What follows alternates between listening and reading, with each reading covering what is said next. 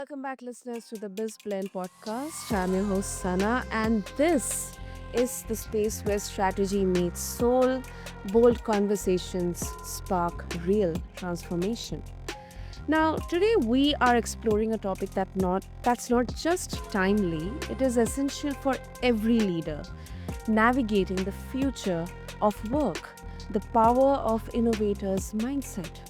And joining us is the brilliant JL Heather. He's the founder of Centered, which is a cutting edge innovation consultancy.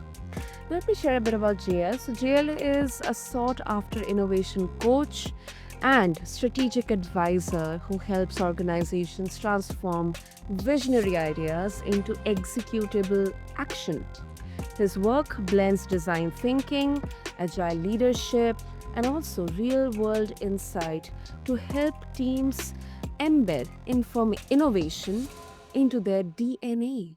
And in this conversation on BizBlend, we'll be unpacking what it really means to think like an innovator, how that mindset shifts team dynamics, and why leading without authority might be your most powerful move yet. So, if you are a founder, a team leader, or someone who feels the pressure to keep up, you'll want to stay with us until the very end. So, let's quickly dive in. So, JL, welcome to the show, and I'm really, really excited for our conversation today. Sana, thank you so much. I'm excited as well. Innovation and leadership are two of my favorite topics, so I'm ready and willing. Absolutely, absolutely, JL.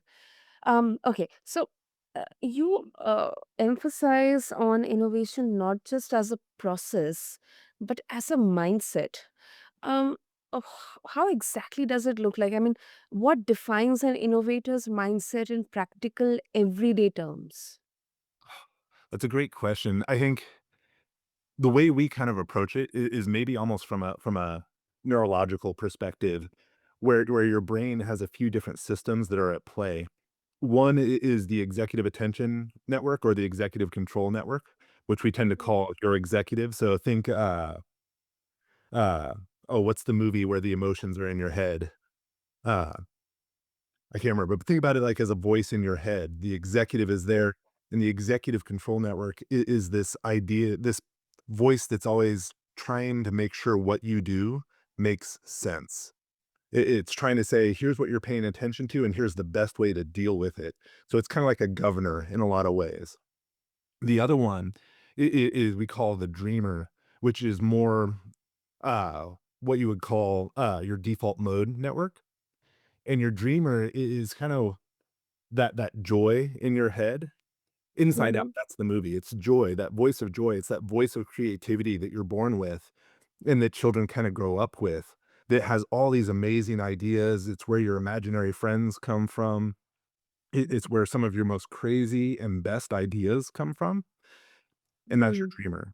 And then the third is your guardian. So it's that part of your brain, that maybe more deep part of your brain that governs the fight, flight, or freeze moments, the stress.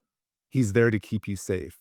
So when we talk about the innovator's mindset, what we're really kind of talking about is how do we manage those three personas in your head and keep them in balance so your dreamer has a voice, the ideas from your dreamer are being filtered through your executive effectively, and the guardian is keeping you safe, but not overriding the other two. Because when you're in a really stressful situation, the first thing your guardian does is push the executive and the dreamer to the back and takes over. That's why you have those outbursts or those frozen moments where you don't know how to respond. But yeah, when we talk about the innovator's mindset, it really is how do you manage the executive, the dreamer, and the guardian to ensure you're getting the highest quality ideas and reactions to the real world around you. Wow, executive, guardian, and dreamer. Wow. That's quite a fresh, very very different analysis of this, Jay. So that's really a good one. Um, and we often associate or we picture leadership with authority, but you emphasize influence over authority. So, in environments with rigid hierarchies or corporate setups, how can leaders model this kind of leadership without losing control or structure? Right. Well, so and maybe before I answer that question, it might be important to talk about why this is so important. This innovator's mindset and leading without authority. Because when we look at the industry as a whole, an industry of innovation or transformation, what we see is 75% of transformations fail.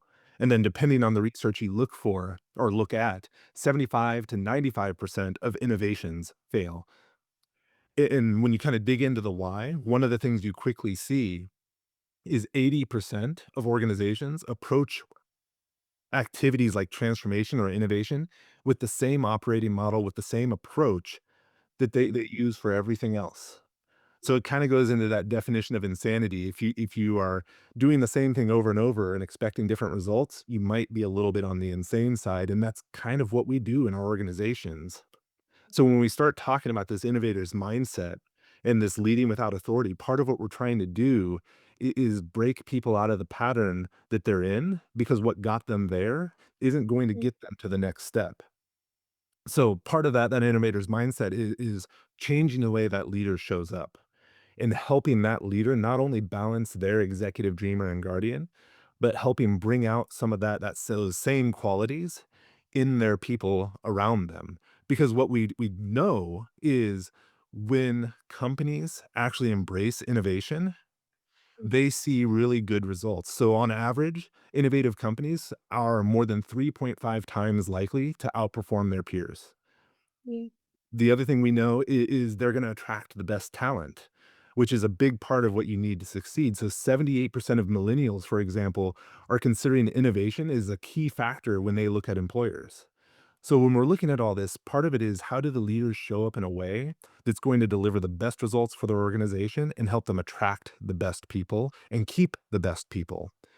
Now, to kind of answer your question around leadership versus authority, that kind of starts getting into how we keep our best people. Because when you exercise authority, you are disempowering the people you work with, which is in direct opposition to supporting innovation. When you want an innovative team, when you want a team that wants to have a high level of problem solving ability, you Mhm. need creativity at the forefront. You need them to be empowered. You need them to be informed. And the best way you can do that is to empower them, to support them. So there's an experiment that anyone who is a psychology major will know. Stanley Milgram did this way back, where he basically put two people in the experiment. One of them was a plant, and one of them was the person that was being observed. They would go into a room, they'd draw straws. One of them would be the learner and the other would be the teacher. The learner would be put in another room. The teacher would be sat down in front of a board with a whole bunch of voltage meters on it, and they couldn't see the learner, and they would just start asking the learner questions. And every time the learner got it wrong, they would shock them. And just to be clear, that person was a plant. They weren't actually getting shocked, but the person who was the teacher thought they were.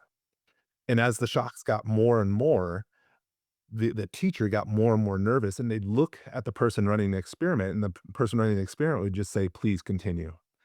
They'd shock them more, and, like, they'd be like, "Oh my god, I'm hurting this person," and they look at this person like, "Do I really need to continue?" And the guy would just say, "Please continue."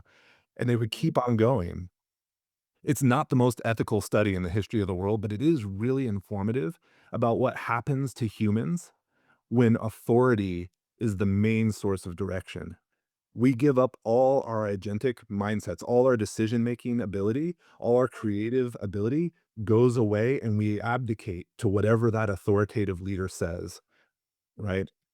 Which is exactly the opposite of what you want. So that's why we try and work with leaders to start leaning in to that influence, that motivation to help people kind of see what their potential is. What we like to say is we take them from being the chess master leader to being the Yeah. gardener leader. They shouldn't be the person controlling every move and responsible for the outcome of the game. They should be the person responsible for the garden, the environment. They should make sure that the weeds have been pulled, the blockers are handled. They should make sure there's enough sunlight. They should make sure there's enough water. They should make sure the right plants are being planted together.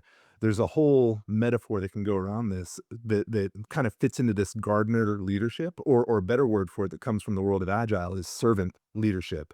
And I think that's the heart of what we want to talk about when we talk about the difference between authoritative versus influence-based leadership. It's a brilliant way of explaining this, JL. Brilliant way. And I absolutely agree. I mean, it's more towards the nurturing leadership, not the authoritative, the micromanaging leadership. That really challenges the traditional ideas on leadership. Um, and Before even we talk about the way forward, do you see any or if you do see, what kind of roadblocks, most common roadblocks, you see that stop innovation before it even starts? I mean, does it start from the leadership itself, or is there something else that plays an important role here?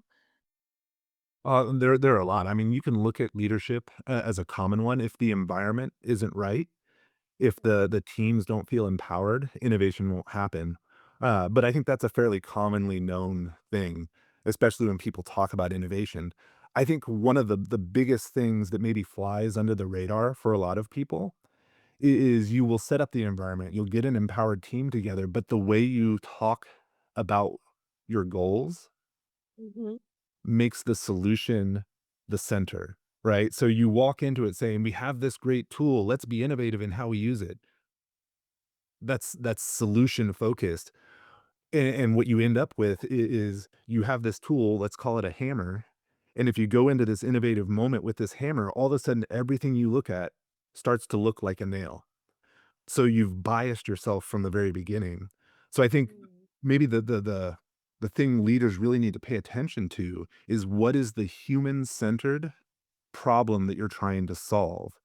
Put all the solutions, everything you have in your head about what could possibly work aside and really get clear, what is this job to be done? To quote Tony Olick, what is this human need that isn't being met or could be met better? And what is the problem space around that? And understand that first and start exploring that with a beginner's mindset and then let the solution come. And it may be something completely different than what you have. It may be something that's in addition to what you're already doing, but I guarantee the outcome is something your customers will care about. And that is the risk that every organization is trying to fight when they innovate. So if you start with the solution, chances are you're going to get more of what your customers already don't like. If you start with the human need in mind and work towards a solution independent of anything else you've done with that beginner's mindset, you're going to solve a real human need that is going to be far more viable in the market and far more likely to succeed with your customers. It's more of an inclusive approach. More Right. inclusive approach, yeah. Yeah. And if you can bring your customers into that process, like 1 or 2, bring them into the innovation process. 1, it's a great way to form a customer relationship, and 2, the insights are just gonna get extra benefit from their presence and their insights. Absolutely. That's a good one. That's a good one, Jill. And also, do you, can you help us with any examples of this? You know, let's uh, take a case study or a success story. You know, where shifting to an innovator's mindset it dramatically changed a team's performance or culture. Yeah. So one of the things we do at Centered a lot are design sprints. And this is not a new term. This isn't our term. This comes from Google Ventures, who's usually credited for this. But it's a really powerful 5-day experience. And while the workshop happens in 5 days, there's a lot of setup that goes into it. But the idea is over the course of 5 days, we take this human problem that's been identified, we explore the problem space, we do some idea generation, we build a rough prototype, and we test it with customers at the end. So in 5 days. And we did this with a company, HP, out in Houston. And in 5 days, we had a prototype that was something that got their executives excited. We had people telling us it was the most productive workshop they've ever been in. And they did something in 5 days that takes most organizations 6 to 12 months to get a customer tested prototype. And that's something that they're running with and they're working on. So that type of momentum, that type of speed is something most companies, especially larger companies, feel like is impossible. But when you really get the right people involved, when you have the right mindsets ahead of the workshop and you can run with it, like the speed is almost unbelievable and the results are pretty close to that as well. Right, right. Wow.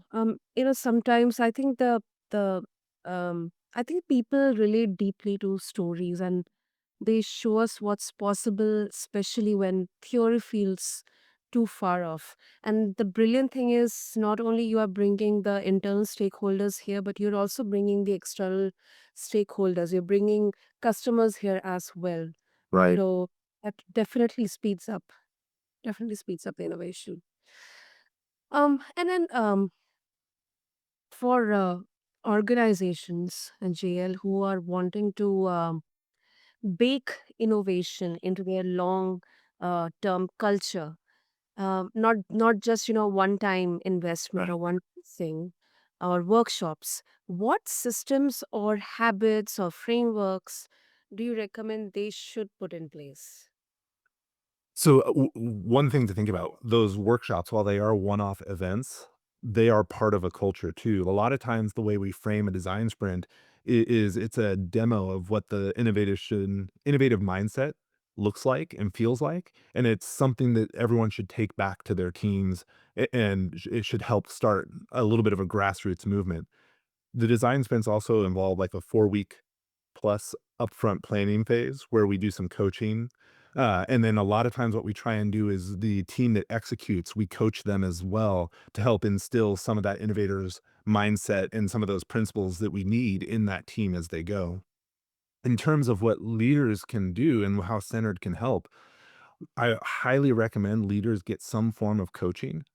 I think it's really hard to examine your own values and mindsets without some external questions and someone who kind of can help bring in some more valuable perspectives. Uh, Part of what makes us successful with organizations is we work with that leadership throughout the process. And what we try and do is help turn things into programs and make things a little bit more generally accepted. A lot of times, the things we do in design sprints are also are tools that you can take into other workshops and other situations on teams. I think more than anything, if I was gonna pick one thing that leaders could do to help their organizations be more innovative, is to stop looking for perfection. Uh, a lot of times what we'll say with a prototype is a cardboard cutout prototype is one of the best because it's so easy to get feedback on that's useful.